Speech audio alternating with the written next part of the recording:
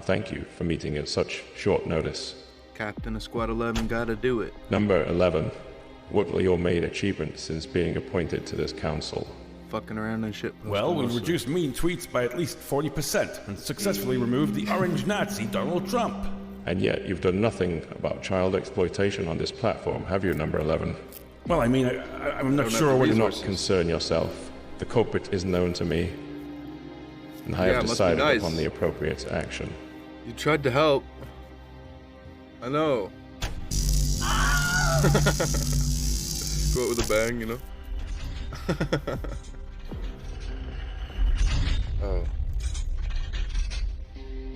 Thank you for your service. Now, who's next? What is going on, everyone? Jeremy here from the quartering. I was like, this is not ideal. Like, they wanted me to pay them $200. I was like, yeah. I was like, this is the For exact. one gig? Yeah. And was the idea that you would sell tickets? They thought it was they thought it was like a signing. You would get signed. Oh god. You know what I mean? Because it became like so many record labels, I guess, were coming down at the time. I remember this one lady, like, my friend let me sit in on his gig. So I go sing with him. I'm starting to write my own songs. Oh, I forgot to tell you how I started writing songs back at school, but I'll tell you later. So I started writing songs and singing my own stuff. I get on my friend's gig. He packs the place out. I don't clearly, but he has it crowded. There's like a door charge. So I go to settle out while he's taking his gear down. And this woman coffee shop owner was like, you guys don't get the door money. And I was like, what are you talking about? Like, he brought all these people in. She's like, no. She goes, you get the tip jar. And I was like, oh.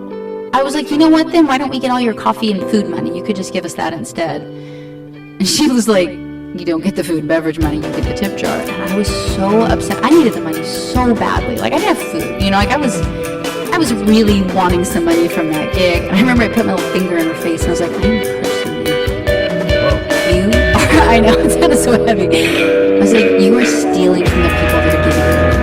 You're stealing from this guy. And I was like, you will go out of business. I was like, nobody can stay in business doing this to humans. I was so upset at her.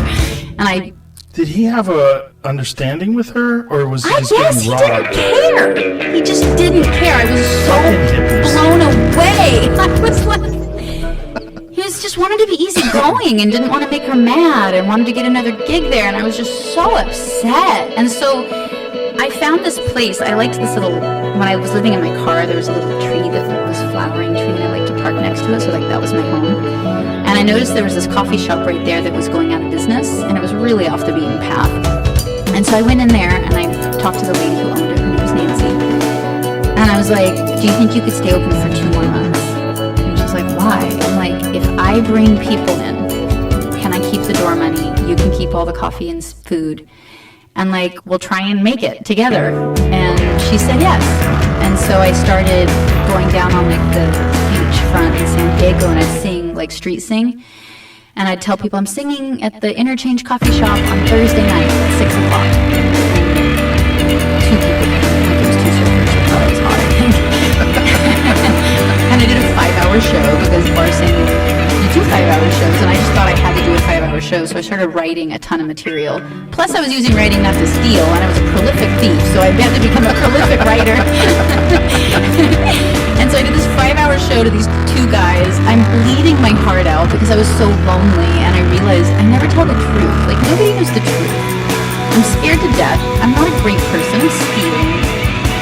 And I'm lonely, and I was like, maybe if I tell the truth, I won't feel so lonely. So I made a promise that I would write really honest songs. So these poor 2 surfers were subjected to 5 hours of like bleeding out my vocal cords.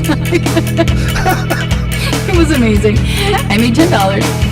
And the next night, and I would go sing all throughout town, street corner. I'd say, hey, Thursday night. They knew where to see me. And it just grew. It went from 2 people to 4 people to 8 people to 40 to 80 to capacity.